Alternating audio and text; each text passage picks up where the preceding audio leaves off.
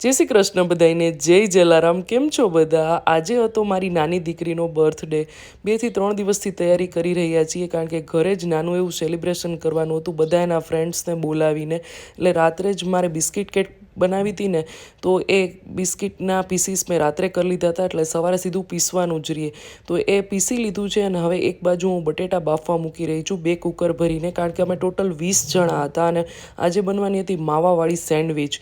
તો હજી જો બટેટા ઠંડા થઈ રહ્યા છે ત્યાં મેં કેકનું બેટર રેડી કરી લીધું અને કેક પણ બનવા માટે મૂકી રહી છું. 2 સ્ટીમર ભરીને મૂક્યા છે, જે મૂકી છે ને એના કરતાં ડબલ થઈ જશે, એટલી સરસ ફૂલી હતી કેક. અને અહીંયા બંને દાદી દીકરી છે ને ડેકોરેશનની તૈયારી કરી રહ્યા છે. ત્યાં બટેટા પણ ઠંડા થઈ ગયા, તો મેં એની છાલ ઉતારી અને એને પણ મેશ કરી લીધા છે.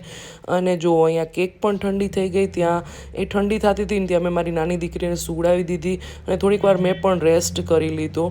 તો જો કેક એટલી સરસ બની હતી ને, પ્લેન સરફેસ ઉપર રાખેલો હતો, ડેકોરેશનમાં ઇઝી રહે એટલે, બાકી બહુ જ સરસ ફૂલી હતી.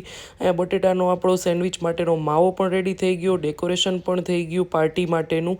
અને જો ફ્રૂટ કેક બનાવી હતી, કીવી, સ્ટ્રોબેરી, એપલ ને જામફળ નાખીને. કેવી બની છે ને મને કમેન્ટમાં કહેજો. અને હવે હું છે ને અહીંયા કાઉન્ટર ટોપ ઉપર જ્યારે કાંઈ આ રીતનું હોય ને 15-20 જણાનું સેલિબ્રેશન હોય, કાંઈ પણ આપણા ઘરે જમણવાર હોય, તો હું આ રીતે પાથરી દઉં. એટલે છે ને બધું પૈતા પછી જ આપણને થાક લાગે ને તો આપણે કાઉન્ટર ટોપ કરવાનું ન રહીએ. તો આ રીતનું હતું નાનું સેલિબ્રેશન. આવજો.